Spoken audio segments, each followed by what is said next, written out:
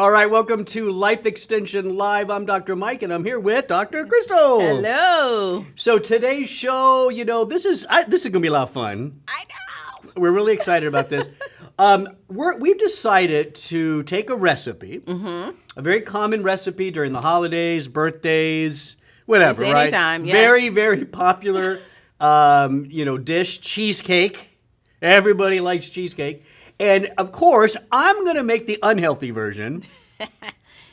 And I will make a healthier version. Healthier Right. is key, right? Right. Now, listen, cheesecake is cheesecake. I know, but I always try to find ways that I can Just a make little. substitutions or deletions to a recipe that can just make it a little bit healthier. And that's the way we want to say it. You're not ever going to make a healthy cheesecake. Right. Healthier, yes. So first thing we did this just a few minutes ago, is we made the crust. Now, mine is a little different than Dr. Crystal's. We have the same amount of graham cracker. Yes, so 3 cups. 3 cups of graham, and then a stick and a half of butter. Yes. All right. And then I added, because this is the traditional way of doing it. The real recipe. The real recipe, 1/3 of a cup of sugar. Right. And So, I did not. but look. They look the same. Look the same. They have the same consistency, just less sugar at this point. Right. And I always wonder, because the graham crackers, they already contain about 8 grams of sugar. Right. And then the amount of sugar, I think 1/3 cup, you're adding another 67 or so grams of sugar. Yeah, a lot. That's, over 250 calories It's a that lot, you're adding yeah. in. So the graham crackers are already sweet. So in my mind, Dr. It Mike. doesn't need it. I get it. I think right there, I think you're onto something so far. Yes. I'm not. We have to see the rest of this. Because now what we're going to do is we're going to make the filling. Again, I'm doing the traditional way. Dr. Crystal's doing it the healthier way. So let us get going on that. Yes. All right. All right, so here's what we've done with the magic of Hollywood. we got our base going, right? Yes. Which is the cream cheese. 2 blocks, 2 8-ounce blocks of cream cheese, which is important to make sure it's the block. Right. Well, why? Like, what if I got the Because it's already whipped and it's softer. Okay. So if you're making cheesecake, you need for the cream cheese to kind of harden back into more of a solid, which is also why we both use the regular cream cheese. Right. Not the low fat. No. Initially, I was thinking that would be one of my, healthy swaps. Yeah. But we figured that really changes the consistency a lot. Exactly. And then it's just, when you lose that consistency, it's not cheesecake. Right. Exactly. Right? It's cheese pudding. Remember, we're doing this you're making it healthier, but yet you still want somebody to eat it and say, oh, that's cheesecake. Right. Exactly. Yeah. And I thought about that, just going back to the graham crackers. I initially thought maybe I could use the low-fat graham crackers. Guess what? They took out the fat, added in sugar. Yeah. So it's better just to go with the normal, Right. The normal stuff. So here's what we did. We whipped it up. Very simple. Not hard to do. Nope. Now I'm going to do the next step, and this again is the traditional. Okay. I'm going to take condensed milk. Yep. Basically, it's milk that's been evaporated. Most of the water, like 60%, 60% of the water has been removed, but then they add sugar back in. Right. About a cup's worth. Yeah. In that gonna serving right there. So you can see that's really thick. That's almost like caramel. Yeah, that's good stuff, you guys. So instead of using good. condensed milk, I like to have a little more control. So I'm using evaporated milk. And as you can see, the evaporated milk is not quite as thick. So it's not the same consistency, but it does not have the sugar. So it's still, about 60% of the water has been removed. But now I can add the amount of sugar that I want. Right. So basically, I'm stuck with whatever they added to that. You're going to control the sweetness now by adding a little bit of granular sugar at a time. Exactly. Okay. So that's my healthy swap out. Now, pour yours. It's not going to look as good as mine. Okay, well, Just I pour want it to right start mixing first and then slowly pouring it in. Okay, I'm going to mix mine. So we're going to mix this up, basically.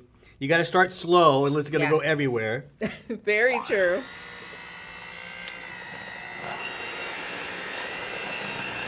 And you're just going to mix this up until it's a nice, smooth consistency. Now mine, the reason I didn't pour mine in all at one time is because it's thinner. So I have to kind of pour a little bit, check the consistency to make sure it's not becoming too soupy. See, I'll pour a little bit in. That's about what you want. A little bit in. So mine's Robson, you want to taking taste? a little bit longer. So his has about the equivalent of 1 cup of sugar. This is about a 1/2 cup of sugar.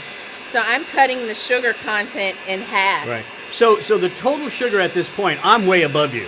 You are. I've added sugar to the crust.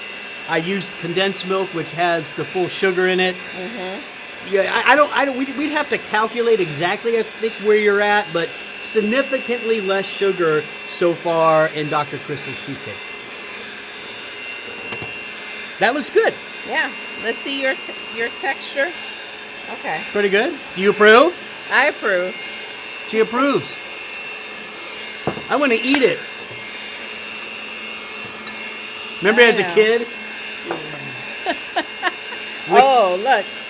With my test version yesterday, I made it, and the kids were all over it. No, that looks about. I don't know if you want to add much more, right? No. That's a You pretty see, good. mine is kind of already a little too thick. I mean, too thin. Too thin. Yeah, I would stop at that point, right? You think? So I may need to just whip it a little longer.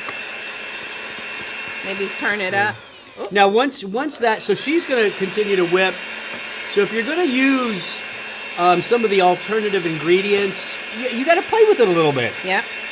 And so I think that's a smart move by adding it slowly. You can add a little more sugar. You can add a little more of the evaporated milk. You play around with it to keep that consistency, right? Yes, and then another tip is to add maybe a little powdered sugar.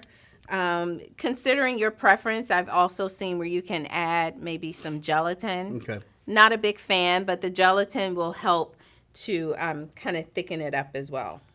All right, so let's take a look at where we're at this point, right? So between the crust, which we talked about, and right there, you have less sugar. Right. And now in the filling, less sugar at the end of the day, right? Yes, well, just the condensed milk swap with the evaporated milk. The condensed milk, that's about 1,400 calories. This is about 650. So we basically cut it in half. Yeah. So you're looking at a significant drop in sugar and half the calories so far, right? Now, very simple. You can add vanilla if you want. I think you should. Vanilla Just a makes little. it more. Yeah. I don't even know how much is a teaspoon. This is 1/4 of a teaspoon. And then vanilla. a little lemon juice. Yes. The acidity will help thicken. Yes. And it ties all the flavors together very nicely. And it won't make the cheesecake taste too lemony. No, you don't really even taste it. Right. And I'm just putting a drop because, as you can tell, my texture is much different than Dr. Mike's, and you'll see that in the final mine's product. the real thing. In the final product, but that's okay. What all that means is that Dr. Mike's will have to set for maybe an hour or two. Right. And yours, Mine may have to set overnight. Yeah. And then a cool tip with these types of substitutes is you put it in the freezer for about an hour before you're going to serve it. Yeah, so then when you really firm it up. Yeah, so that'll really firm it up, and your guests, they won't be able to tell the difference. I'm ready to pour. Okay, me too. All right, here's the big pour. Oh, I'm going to make a mess, Robson. I like to plop it right in the middle and then spread it out. That looks good, Dr. Mike. Well, mine actually pours because it's thinner. That's pretty funny. That's pretty good. Okay, now move that out of the way. And then I just like to push and turn. Push and turn. Push and turn. You see that, Robson? I don't need push to do any and of that. turn. Push and turn. And you're left Oh, with that a looks little good, Dr. Mike. Kind of smooth that out a little bit. Let's see. You know what? Looks can be deceiving. Now let's take a look at the final result. Now this is obviously before we let it set. So you really can't judge this healthier version yet because we did some beforehand. Yes. So we're going to go and grab those real quick. Yes. And we'll see the comparison. And then we're going to have a blind taste test with Hannah, who's on the camera right now. All right, so here we are. I have the traditional recipe here. This was in the fridge. I did it overnight. Actually, technically 2 to 4 hours. Yes. Is probably perfectly fine.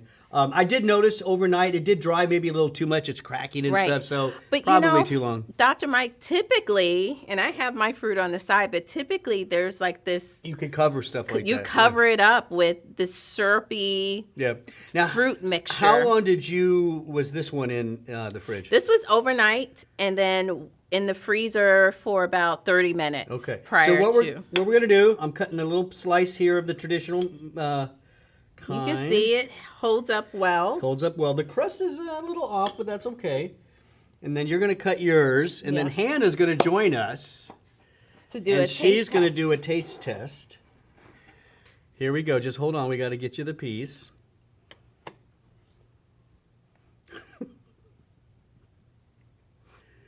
Okay, here we go. You ready, Hannah? Yes. Okay, this is going to be really good. So I'm going to give you the fork right there. Okay. Go ahead. She almost missed her mouth. All right, now, next one. Here, I'll take the fork from you. Mm-hmm. Next one. Thank you. Here you go.